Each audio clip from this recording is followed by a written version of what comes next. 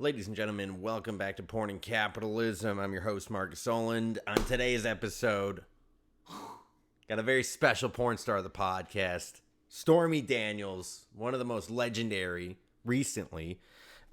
Stormy Daniels, what is she known for other than sucking Trump's dick? You're about to find out. Her real name's Stephanie Clifford, born March 17th, St. Patty's Day. Maybe she just got a little drunk on her birthday and fucked Trump then. Who's to say? 1979, known professionally as Stormy Daniels, is an American pornographic actress, film director, and former stripper. She has won numerous industry awards and is a member of the Night Moves, AVN, and XRCO Hall of Fame. In 2009, a recruitment effort led her to consider challenging incumbent David Vitter in the 2010 Senate race election in her native Louisiana. Stormy Daniels, born in Baton Rouge, Louisiana. She was a Republican from 2010 to the present. She's still a Republican. That's crazy.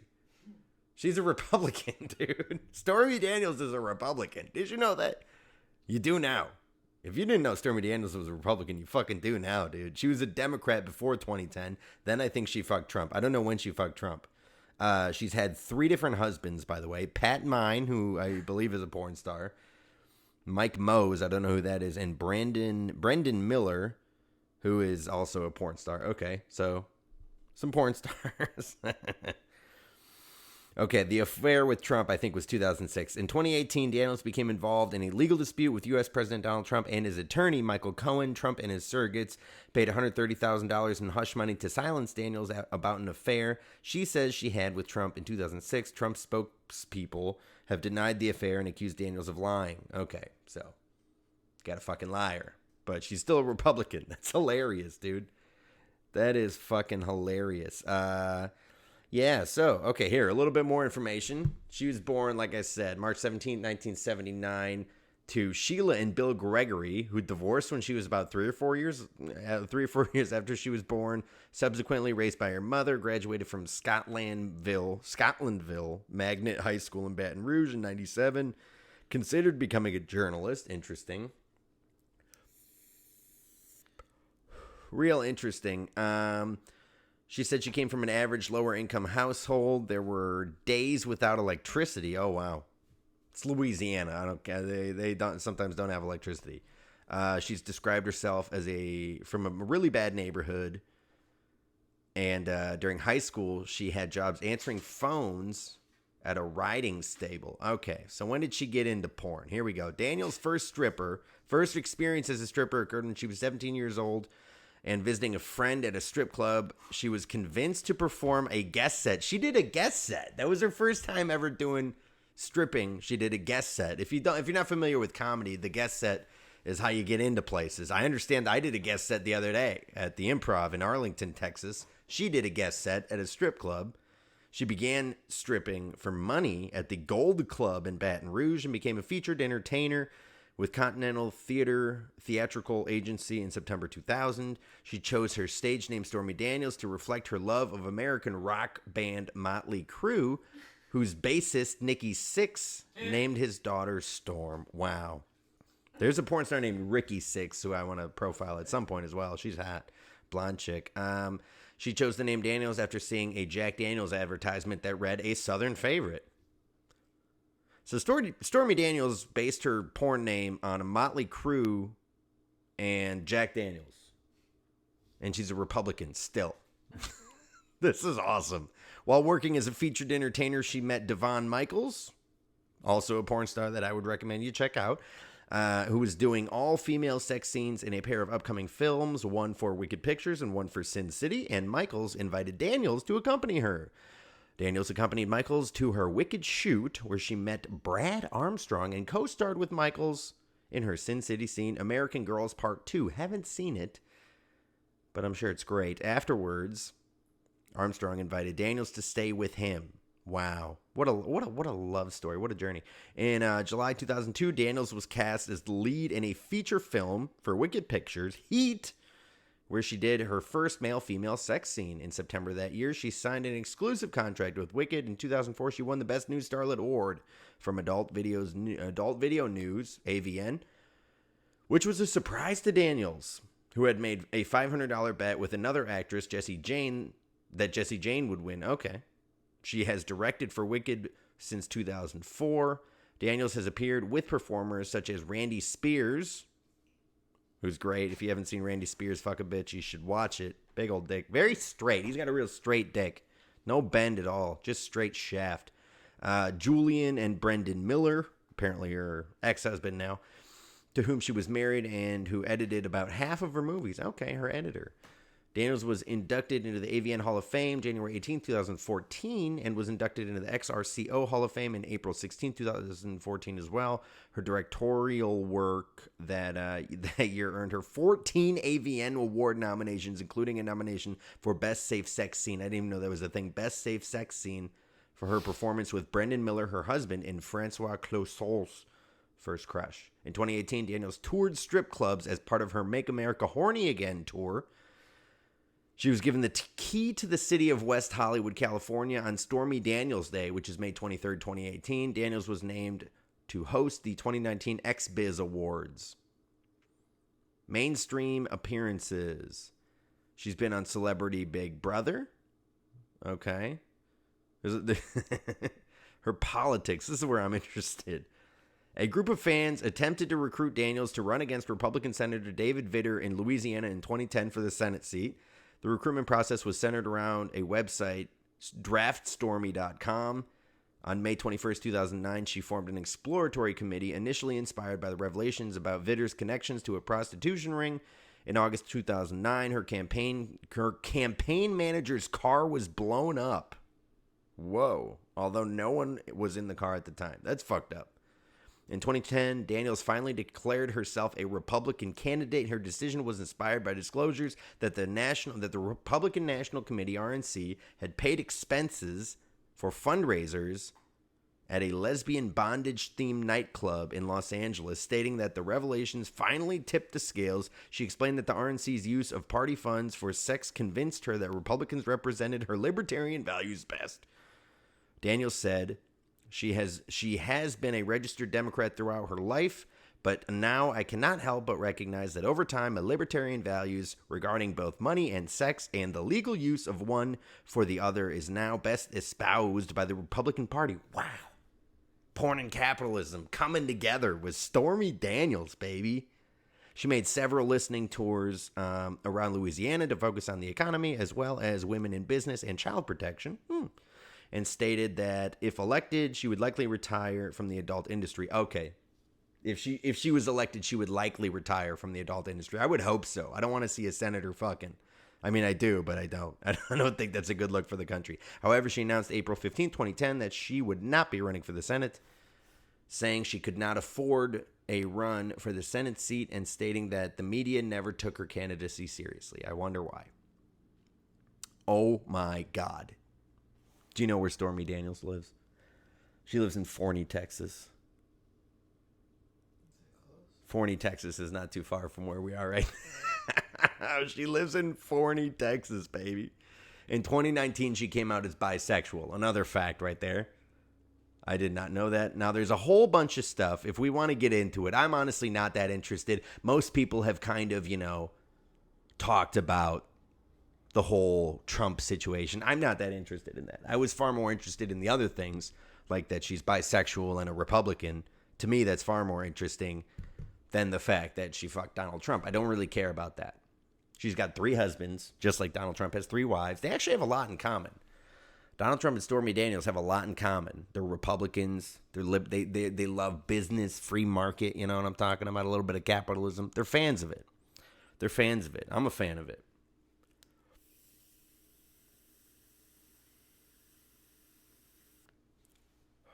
Is that the sativa or the indica? We don't know. Sativa. Okay. That's one of those things where you look at Stormy Daniels, and I think a lot of people would have had a certain impression that, hey, she hates Donald Trump. But she's a Republican. Until this day, she's still a Republican. Now, it did say down here she was arrested in Columbus, Ohio, by an undercover vice cop in a sting operation. Authorities accused her of fondling patrons and police officers in violation of Ohio strip club laws. So the stripper got handsy. She got a little handsy. Stormy Daniels got handsy in an Ohio strip club. Who hasn't gotten handsy in an Ohio strip club, though? Let's be honest, okay? Who hasn't done that? I personally haven't, but honestly, that's because I don't go to Ohio strip clubs. I go to Canadian ones. It's more fun, okay? It's just more fun, dude. We need to go to a Texas strip club. I think that's the next move. We're moving to Texas. Coming down to Texas, baby. And the decision was pretty easy to make once you realized how much freedom you actually got in this state. It's way better. Way better, man. You got to go where the freedom is, baby. That's why Stormy Daniels lives in Forney. Because that's where the freedom is. Freedom in Forney, baby. Hopefully I can get back to the ice house there soon. I got to talk to my guy. Got to talk to my guy, all right? Got to talk to my guy about getting back in the Forney Ice House. If you're listening to this and it's Saturday, December 5th, and you're in Fort Worth, Texas, I think there might still be a couple tickets left. We're getting real close to selling out. All right, real close to selling out the Red Room at Hyenas Fort Worth, December 5th, one night only, Saturday. Getting real close to selling that out, yeah. Partially, though, because they reduced capacity because of COVID. So that's helping. I think they dropped it to 50. I think we're real close to 50. We might have some walk-ups. It should be a good show. I think it's going to be a good show. People know. People are like, I got to see this fucking guy. I got to see this guy. Everybody's talking about him. I got to go look at this fucking guy. I think it's fascinating that Stormy Daniels did a guest set to get into stripping. The guest set is that's how you make it in comedy. You got to do guest sets, you know? You got to do unpaid work to make it. We did unpaid work, and we're making it. Not really, but we did do unpaid work. We appreciated it. We appreciated the guest set. Shout out to John Brown putting us up, all three of us, me, Justin, and Genevieve, all three at the Arlington Improv. Not a huge crowd, but again, COVID, I think it was a sellout as well. With COVID restrictions, it was technically a sellout. And it was amazing, dude. We had a fun time, great show. And that's what it's all about, you know? It's just getting people together and spreading COVID. That's what the holiday season, right? They talk about spreading cheer during the holiday season. Spread some COVID. Just spread a little bit of COVID, not too much, you know? They've talked about case numbers are going up. Death numbers, not really as much. Death numbers, not so much. They're going up, but not really that much. Because you know why? America's getting better. We're getting stronger by the day. Because we all know what Kelly Clarkson said, right? If it doesn't kill you, it's going to make you stronger. Okay? And a lot of people have recovered from COVID. And those people are now stronger Americans. China tried, but you know what they did? They made America stronger. I think Donald Trump made America stronger again. With COVID. People were like, he did a bad job handling COVID. I disagree. He did the best job you could have done. He got so many people to get COVID, he made America stronger. Okay? And there's a lot of people that aren't going to cover that. A lot of people aren't even going to take that angle on it. But it's the fact. Donald Trump saved America by giving everyone COVID. Yeah, did it kill some people? Yeah.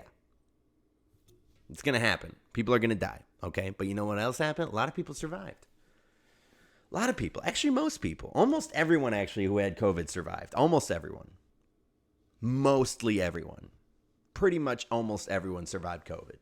And it's good for the country. We're stronger now. Look at us. We're killing it. The economy's coming back. Bitcoin's almost at 20,000 again. I don't think that's good for the U.S. economy necessarily, but hey, man, if you have Bitcoin, great. Tesla's back up again. Costco. All the good places are open for business down here in Texas. Now, I do got to go back to Michigan. We're going back to Michigan, and I'm not excited about it. I'm really not excited to go back to Michigan. They got snow. They got no shows. Okay? They got a fucking dumb bitch governor. And they got some bullshit restrictions. But it's also where all my stuff is. So I need to get it so I can bring it to a land of freedom called Texas. All right? So I got to drive all the way back to Michigan to get my shit. And then drive all the way back to Texas. But I'm going to do it. You know why? Because I love freedom. I love it. It's way better than not having freedom. And I feel like a refugee. We were talking about that earlier. I feel like a refugee down here because I fled. I had to go somewhere else. I had to leave my homeland. because there was nothing there for me. It was dried up. It was war-torn, torn apart by a ruthless dictator named Gretchen Bitch Whitmer. And I had to get out of there. She's Saddam Hussein in my world. She's my Saddam Hussein. And she basically lit the oil fields on fire, and I said, I'm going to Kuwait. All right, I'm getting the fuck out of here. So I went to Texas. And now I got to go back to Michigan to get my stuff. So it's not really like Saddam, because I don't think with Saddam you could have gone back and gotten your stuff. But hey, man, it's the closest thing I've ever had to Saddam Hussein, personally. Just me. But yeah, dude, I'm excited to come back down here. I'm excited to be doing all this comedy. I've been super busy, man, just grinding. Listening to Nipsey Hussle. I was listening to some Nipsey Hussle earlier today, grinding all my life, man. I've been grinding all my life. I hope I don't die like Nipsey Hussle, because that would suck. I just don't want to die, man. Like, people are like, are you scared to die? I'm like, fucking dude, yeah. That's terrifying, man. I've done the DMT, and that shit, it's fun, but it's also nice to know that after the DMT trip, you're going to come back. I mean, if you stay in the DMT realm forever, if that's what death is, then I guess, it could be worse. So this is what happens when you get too high. I don't know what we're smoking. Is this sativa? Is this sativa, right? Is this sativa? Yeah, that's a bad idea. I swear to God, dude, I think I'm done with sativas forever. Seriously, dude. I want straight indicas or hybrids for the rest of eternity, because sativas, man, they put me in this mind state where I'm just like, dude, fucking, the government's listening. All right? They're listening to everything. The cops are out to get you. Everything's going to go wrong. When I smoke sativa, I get really paranoid. And I'm already pretty paranoid. So I don't think that's something I really need to increase. Indicas make me not give a fuck. Indicas make me realize that no matter how paranoid I am, it doesn't matter. What's going to happen is going to happen. I like that. That's better for me.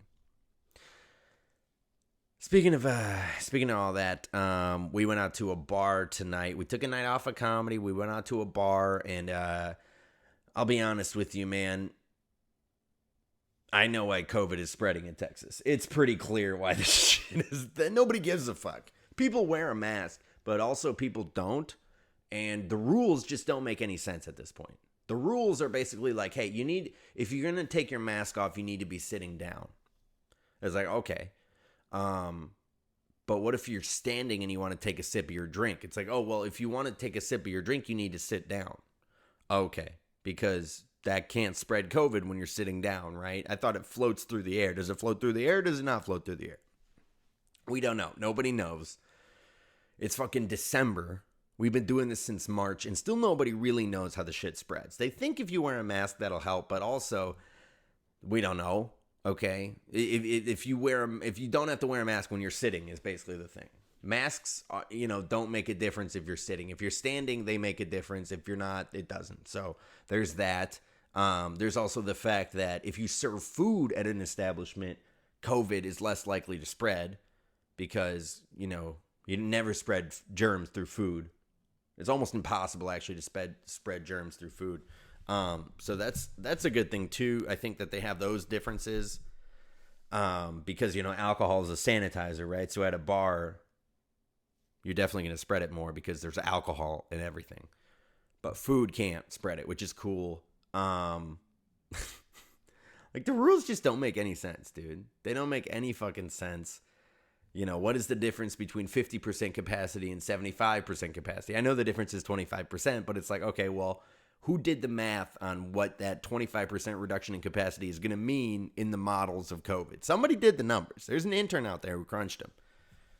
And I'm sure he shot himself because that's the most boring job ever, is being the motherfucker who's got to crunch COVID data. Oh, I'd been praying for COVID. If I was working on that financial analytics team, the numbers team for COVID, I would have been like, give me COVID now, just so I don't have to do this job anymore. Okay? I'd rather shoot myself than run those fucking numbers, man. But somebody's got to do it. And if you're out there running those numbers, keep running them, because I like looking at them. I just hate doing them myself, man, because it's just so much fucking work. And I don't like doing work that I don't like doing. You know what I'm saying? It's like I want to do work that I enjoy. I enjoy doing comedy. It's fun. You know, it's fun to go up there and talk about your dick and to make racist jokes and to, piss off women in the audience because you talk about their clit or something like that. Or you talked about a fleshlight and they think that's gross. It's fun. I enjoy that. I actually have fun doing that. I enjoy fucking with the audience. It's a good time, all right? You go up there for 10, 15, maybe 30, 45 minutes, whatever you're up there for. You dick around. You talk about your dick. You talk about their dick, their pussy, their asshole. Who gives a fuck? You talk about their life. You talk about your life. You get on with it. You have a good time. Everybody has a good time, except a couple, normally women, and, you move on from there. Way better than crunching numbers. Do you make more money crunching numbers? Yes, but who cares about how much money you have when you shoot yourself because you crunch numbers all day? Doesn't really matter at that point, right? So, and I'm not saying that comedians can't be suicidal. We're definitely suicidal, but it's more fun. So it's more of a good time. We met some crazy people at a show the other day. They were big into cocaine. Texas loves cocaine. I had no idea. Now I know.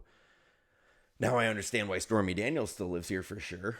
She's got that good connection. She's got a good connection. I don't know where she's getting it, but she's got a good connection. But yeah, dude, people in Texas are just into it. Not everybody. I'm not trying to say everybody's into it, but more people than I thought were doing that shit down here. And it's just like, it's interesting when you're done doing that kind of stuff. Like when you're like, I'm not doing coke, I'm not doing booze, not doing any of that shit. I'm just getting high and that's it. You start to look at other people and the way they do their shit a little bit different, You try not to be judgmental because you understand. You've been there, okay? So you try not to be judgmental. But you look at it and you're like, was that me? Was I that fucking guy? Because I know I've been that guy. When you're a fucking addict, when you're an addicted person to a substance like alcohol or cocaine or whatever the fuck it is, Adderall, who gives a shit, right? Whatever it is, when you're that addicted to something, you think you look different than you actually look, right? Like I remember I had a scholarship interview one time and I was super on Adderall, way too much fucking Adderall. And I went to this interview for this scholarship and I knew I was sweating bullets. I was just sweating, man. I was high too. That's why I took it, because I was too high. And then I was like, you know what? I should even this out with some Adderall. So I took a bunch of Adderall and I was like, now I'm 2 on the Adderall, right? And I was still high. So the paranoia was kicking in. It was probably sativa, like I said. And I was just sweating bullets in this interview. And they were asking me questions. And I was talking like 10 times faster than I'm talking right now. I was just... I didn't get the scholarship. Definitely didn't get that one. But I learned a lesson. And it's basically don't do Adderall before you have an interview. You're not going to have a good interview. Okay, you need to be calm. You need to listen to the people. You can't be grinding your teeth and anticipating what they're going to say and already like writing a thesis answer in your head before they actually ask it. Can't be doing that. That doesn't work out well for you typically. But that being said, I don't want to tell people how they, live their life, because everybody's got different strategies. And if yours involves doing Adderall before you do an interview, who am I to say don't do it? Just saying, for me, it didn't really work. Except for the one time that I did it and it worked. But that was a different one because it wasn't an interview. It was like a case study. They sent me a big Excel spreadsheet and I had to do a big case study and I fucking did Adderall for it. And then I killed the fucking case study, but then I had a Tinder date after and my dick wouldn't work because I took too much Adderall. But the chick licked my ass, so that was kind of weird. I wasn't asking for that. First and only and definitely my last Tinder hookup ever. She licked my butt and still kissed her afterwards. Big mistake. See, Adderall, you stop thinking, man. You just go for it when you're on Adderall. You're just like, you know what? Fuck it. Let's see what my ass tastes like. Didn't taste very good, I'll be honest with you. But that's because that chick was gross. And then I took her to a Hawaiian burger joint after, man. It was just the weirdest reverse date ever. Like, we tried to have sex, then she sucked my dick, then she licked my balls, then she licked my butthole, then I fingered her to orgasm, and then we went and got food. Like, it went completely the opposite way that a date is supposed to go. We got food after. I fingered her after we had sex. It just was completely backwards, but it did happen. That girl can actually be found on Pornhub now, too. She was actually a huge slut. I don't think she was on Pornhub. She was ugly as fuck, actually. But crazy story, one of my buddies, who I'm going to not name on the podcast, but one of my friends in college, like a couple weeks later, hooked up with that chick too. And I was like, he's like, you hooked up with that chick? I was like, yeah, I hooked up with that chick. He's like, fucking gross, right? And I was like, dude, gross as fuck, man. But hey, Eskimo bros, you know? It's fun. Being an Eskimo bro is fun. There is a weird camaraderie where it's just like, yeah, man, I know where you've been. It's kind of like a veteran of war, you know? It's like, you know what you've seen. You know the PTSD that you may have gone through. The romance of war, you know, just the feeling of the rush of a one-night stand, you know, something like that. And when you've had that and your buddy has had it from the same chick, it's just, it's something that you can't really describe. It's camaraderie. It's like what you have with comedians. It's like veterans. It's the only thing I can, it's like frat bros. It's like any of that shit, dude. When you're an Eskimo, bro, you're part of a brotherhood of fucking men who will fuck the same woman. I don't know how else to put it. It's just a beautiful thing. It's a beautiful thing. It's a beautiful thing. And I want to thank all the Eskimos who made it possible. And all the hoes who made it possible. Because, you know, you can't have Eskimo bros if you don't got hoes. You know what I'm saying? I've got hoes. I've got hoes in different area codes. They're Eskimos. I've got hoes. I've got hoes. So we're moving down to Texas. I'm really excited for that. You know, this is gonna be I think the third time that I've moved out of my mom's house, and every time I think she's happier. Every time she's a little more like, thank Christ you're getting the fuck out. Now, third time I think it's a charm. I'm really trying not to move back into my mom's house ever again. Because this time is for real. This time I'm going to make it, okay? This time I'm not fucking around. This time I got a fucking plan. You know what I'm talking about? Forget about it. This time I'm coming to a real fucking state. I'm not going to some bullshit California communist compound. I'm going to Texas. The freest state in the union. All right? I'm going there. I'm going to Dallas. Big old Dallas. I got to work on my accent down here. Everyone says I sound like a fucking retard. Or a Midwestern, me. And I do sound like that. That's what I sound like. That's where I'm from. I don't really care. But I'm still trying to figure out what necessarily a Dallas accent is. Because there's a lot of people who just sound normal around here. And then there's a lot of people who sound like fucking Southern hicks, too. So I'm trying to strike a nice balance. But I also don't want to say balance anymore. Balance. That was a little such balance. The balance of the force. But yeah, man, it's exciting times, you know. There's something when everything starts to fall into place a little bit, you know, everything starts to come together. You're like, maybe, just maybe I'm doing the right thing. Maybe I'm doing what I'm supposed to be doing. It's a nice feeling. And you got to ride that wave when it's happening. It's an important thing. You got to ride that wave, you know. I'm not a surfer, but I have gone boogie boarding before. And you learn some lessons when you're doing it. You're like, you got to catch the wave at the right time, all right? And when you're on the wave, you feel it. You're like, oh, I caught this one real nice.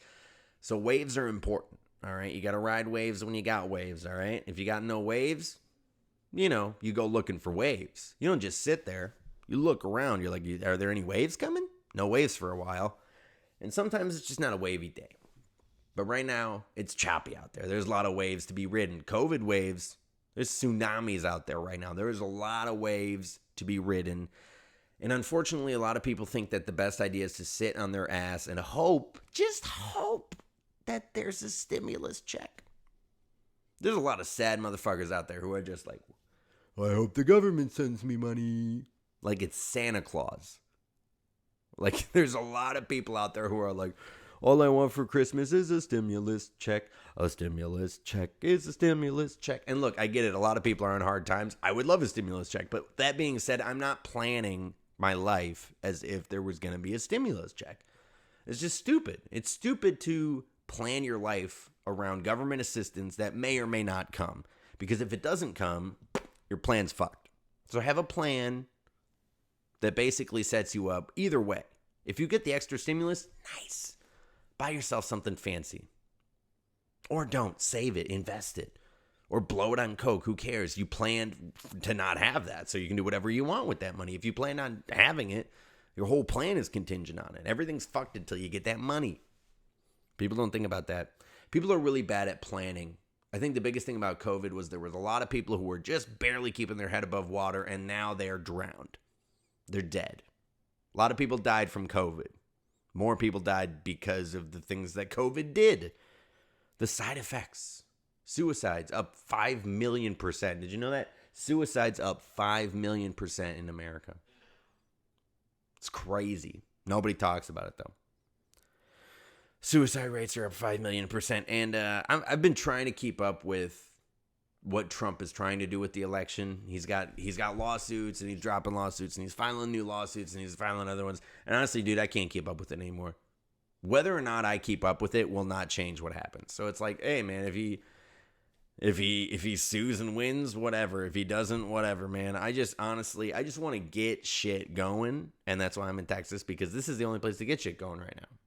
And then I'm going to get shit going down here no matter what, all right? I don't give a fuck who's in the White House, and you shouldn't either. You should not care about who the president is. I think if we all care a little bit less about who the president is, maybe the president won't matter. Maybe we can get rid of it at some point if everyone stops fucking caring. People are like, go out there and vote. Don't vote. Everybody should not vote. If nobody votes, then what happens? What if everybody got 0 votes? What if literally nobody showed up? That's how you show them, okay? But there's going to be one fucking pussy who goes and votes for Jill Stein, and they're like, you get a female president. She got 1 vote. Everyone else got 0. She's the best. God damn it. Don't vote. Stop voting. Everybody should stop voting forever, just so we can try to take the power back like that. Stop voting. Just entirely. Just stop fucking doing it. Who gives a shit, man? Who gives a shit at this point, dude? I don't fucking know, man. I'm fucking ripped. Like, I just don't understand people who care.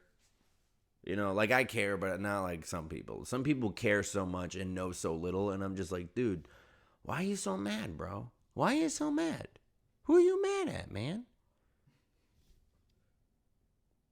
People are so fucking mad, and they don't know who they're mad at.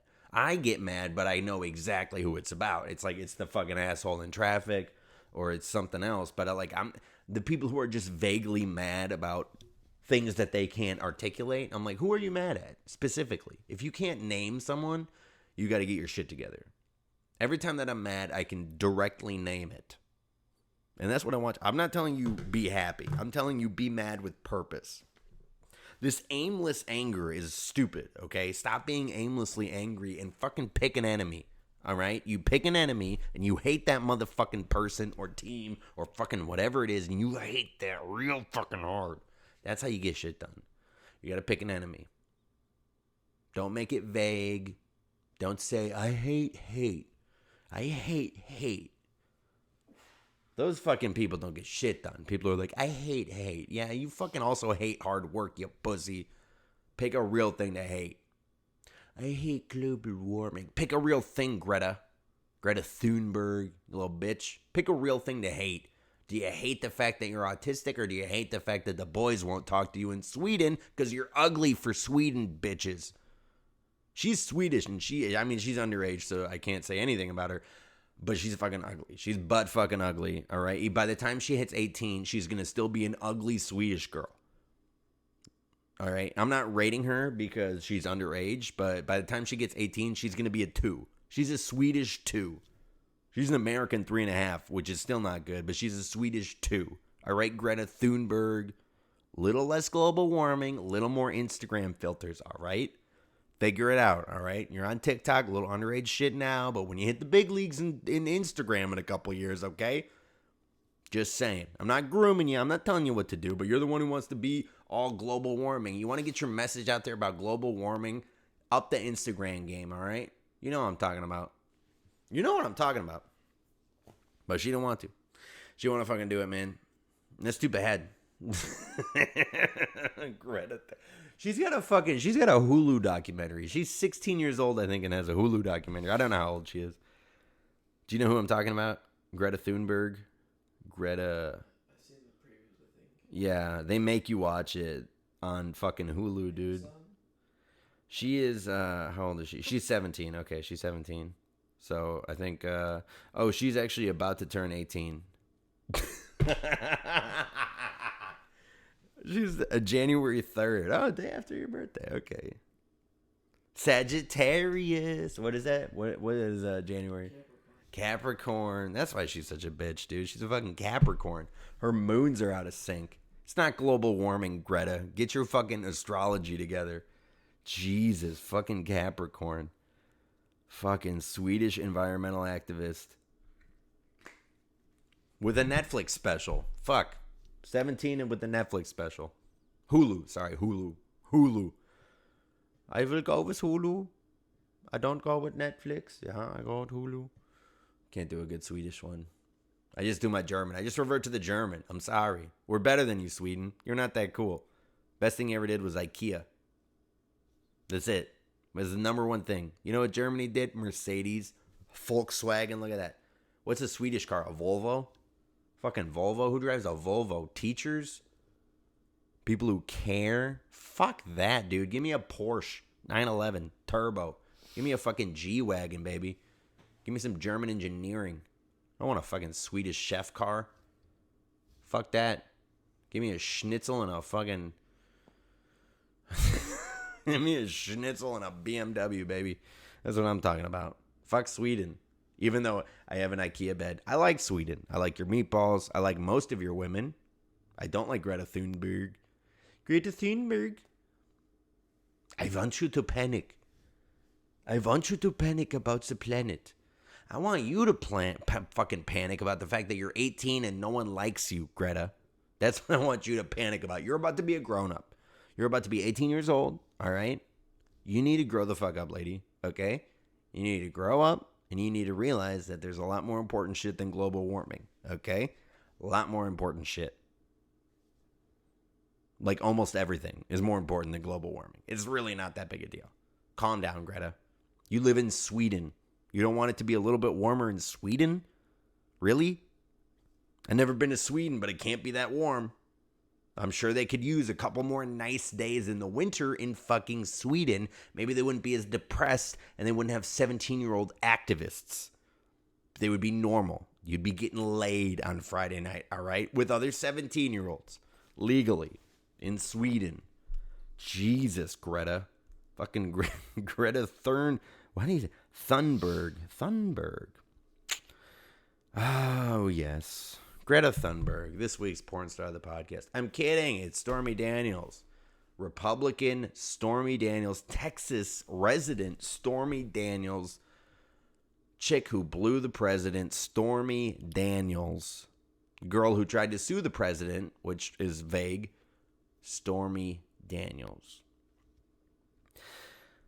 I'm excited to live in the same state as Stormy Daniels, man. I'm excited to live in the same state as George W. Bush.